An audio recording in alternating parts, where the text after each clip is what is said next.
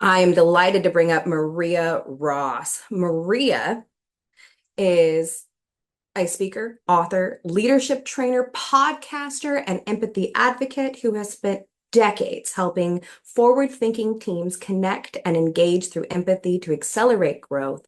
Her newest book, The Empathy Dilemma: How Successful Leaders Balance Performance, People, and Personal Boundaries.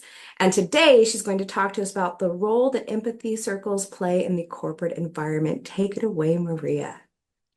Thank you so much. I'm going to share my screen really quickly, and you'll have to let me know if you can see what's happening here. I'm going to try to play this from the start. Um, oh, okay. Can everyone see my slides? Can I have a thumbs Yes. up? Okay, perfect. Thank you. Thank you so much for that great introduction. Thank you so much, Edwin and team, for inviting me to another great empathy summit. I really appreciate it.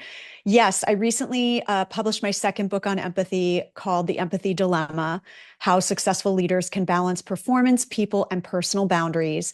And in that one, I provide a framework that offers leaders 5 pillars that they can shore up for themselves in order to be both empathetic and high performing.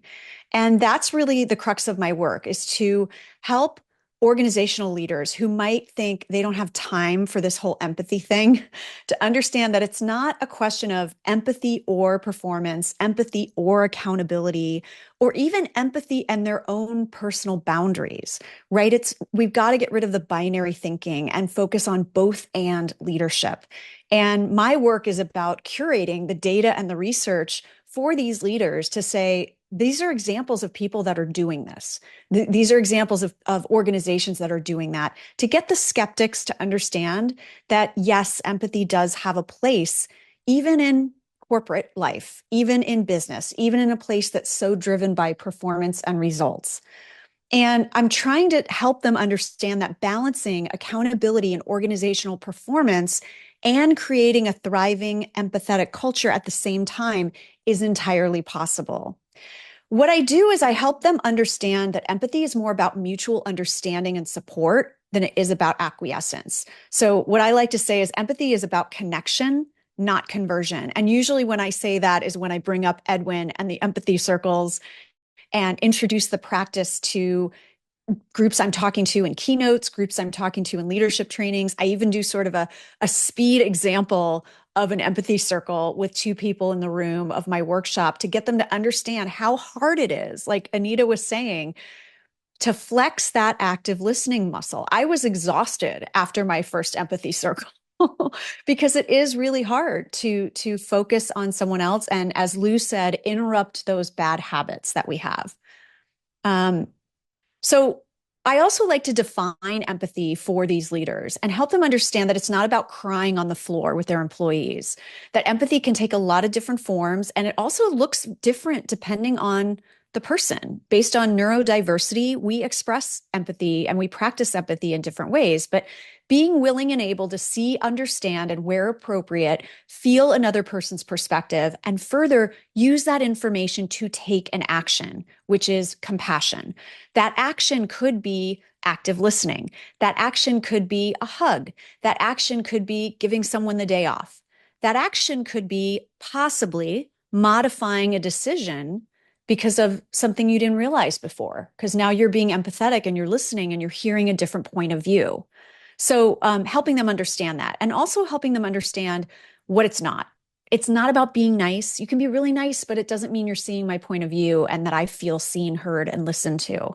It's not about caving into unreasonable demands, which is usually what makes leaders in all those studies think that it doesn't have a place in the workplace. They think it means that when someone tells me they don't like something, I have to change my mind. I have to change the business decision.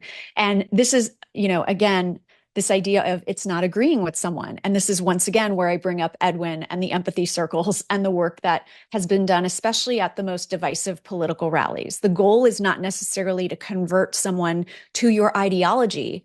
The goal is to listen and understand someone's context and where they're coming from. And I still may not agree with you, but now I have a better understanding of why you think or believe the way you do. And that's where we can embrace our common humanity. Um, so why is empathy at work so hard. We've got generational clashes. We've got 5 generations working in the workforce at the same time who don't understand each other. And it's not right or wrong ways of doing things, they're just different. We have diversity conflicts. When we bring lots of people with different life experiences and points of view, and we put them in a room, if we don't have empathy fueling the interaction, it's just a bunch of people who don't understand each other. And then this idea of weaponized empathy that I talk about, which is only outliers, which are really gaming the system to use someone's empathy against them. It doesn't happen often, but I do like to alert executives to that. So, Edwin asked me to actually be a little bit of a devil's advocate today and talk about how empathy circles can be used effectively in the workplace and where they may not be effective, where they might not be the only modality we want to engage in. So, where it's effective is obviously we can practice active listening. To Anita's point, my first 2 pillars are self-awareness and self-care. And when we can actually work on our own stuff and practice active listening, we can learn to reflect back, listen to understand rather than listen to speak. And that is also great for conflict resolution, right? You're a leader, you've got 2 people on your team who don't get along, get them in a room and facilitate an empathy circle so that they can hear each other. It's really effective for ensuring that everyone feels seen and heard. So provide that space where people can share their stories, their perspectives, or their feedback in a safe, supportive environment without interruption or judgment. I think of a lot of brainstorming meetings, for example, that could really benefit from using a structure like an empathy circle so that everyone can be heard, everyone can have equal airtime, everyone can have those moments to actively listen to all ideas, but also share their ideas in a free-flowing form of information. Part of one of the pillars of being an effective and empathetic leader is being able to synthesize multiple points of view and then make a decision. An empathy circle is a great way to unearth those multiple points of view. And again, gathering fair and free-flowing input, kind of related. But again, the leaderly aspect of this is that you get all that information and then you've got to you've got to forge ahead. So what I try to tell people is that letting go of your ego and being curious enough to learn and grow is a sure sign that you're tapping into your empathy. And I really believe that empathy circles make us let go of our ego and train us and painfully flex that muscle to let go of our ego and to actively listen. But when do we need to think beyond empathy circles?